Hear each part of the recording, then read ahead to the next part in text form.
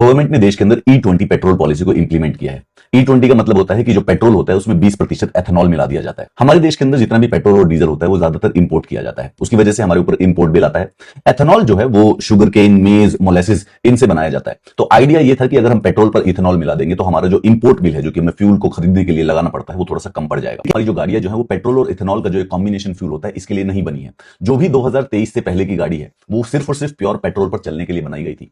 तो 2023 से पहले वाली जिस भी गाड़ी के अंदर ये पेट्रोल डलेगा, धीरे धीरे उसके गाड़ी के इंजन में, उस गाड़ी के इंजन के पार्ट्स में थोड़ा सा डैमेज हो जाएगा। दूसरी जो सबसे बड़ी प्रॉब्लम है वो है माइलेज की। जब एथेनॉल वाला पेट्रोल डालते हैं तो जो माइलेज है वो कम हो जाती है, लेकिन जब एथेनॉल वाला पेट्रोल डलाते हैं तो वो घट के और 2-3 नंबर कम हो जाता है, तो मतलब कि 10 के एवरेज देने लग जाता है। तो प्राइमरली स्पीकिंग हमारा पर्पस था कि एथेनॉल यूज करके हम कम पेट्रोल यूज करेंगे, लेकिन क्योंकि माइलेज कम हो जाएगी तो उसी वजह से हम और भी ज्यादा पेट्रोल यूज करेंगे, साथ में गाड़ी का डैमेज भी होता रहेगा। तो सबसे जो मेन इंपॉर्टेंट बात थी कि इससे हमारा इंपोर्ट बिल कम हो जाएगा, वो इंपोर्ट बिल भी कम नहीं हो रहा है। क्यों? क्योंकि जितना ज्यादा इथेनॉल मिलाया जा रहा है उतनी माइलेज कम हो जाती है, तो हमें और ज्यादा पेट्रोल यूज करना पड़ता है। पेट्रोल का जो प्राइस है वो 100 एंड 110 के बीच में है। वो पेट्रोल का जो प्राइस है वो एथेनॉल मिलाने के बावजूद भी कम नहीं हुआ, यानी कि हम पैसा उतना ही दे रहे हैं जितना कि प्योर पेट्रोल पर देना चाहिए, लेकिन पेट्रोल हमें मिल रहा है जिसके अंदर 20% एथेनॉल मिला हुआ हो।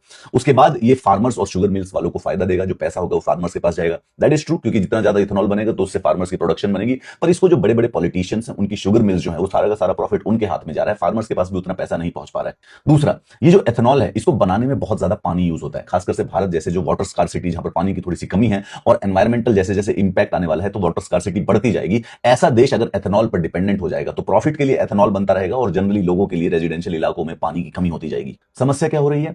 फोर्स्ड अडॉप्शन, कोई चॉइस नहीं। मतलब कि जो गाड़ी ली है जिन्होंने भी, जिसको भी पेट्रोल खरीदना है उसको कोई चॉइस नहीं है, हर पेट्रोल पर E20 मिलेगा।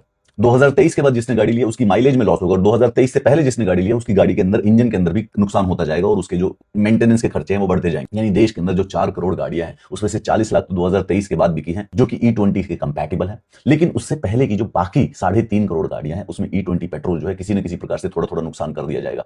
नाउ गवर्नमेंट इस बात पे हेलबेंट है कि वो इसको, इस फीडबैक को भी नहीं लेना चाहती है और ना ही इस पॉलिसी को बैक ऑफ करना चाहती है। तो अपनी नई नई गाड़ियां खरीदने के लिए दोबारा से अपना पैसा एक बार दोबारा लगाने के लिए यूज कर लीजिए। इस पॉलिसी से संबंधित कुछ पेड कैंपेन्स आप रिसेंटली देखेंगे जो कि ईवी इंडस्ट्री को या फिर ये फार्मर्स की इनकम को या फिर फॉरेक्स के बारे में कुछ कुछ बातें किया करेंगे। जनरली स्पीकिंग वो सारे के सारे बहाने हैं, वो कोई भी इस बात का जवाब नहीं देगा कि भाई बाकी सब तो सही है लेकिन नॉर्मल फ्यूल अवेलेबल क्यों नहीं, अचानक से एकदम हटा क्यों दिया। 2023 से पहले तो बेसिकली जिसकी गाड़ी है वो तो वैलिड है ही नहीं ना।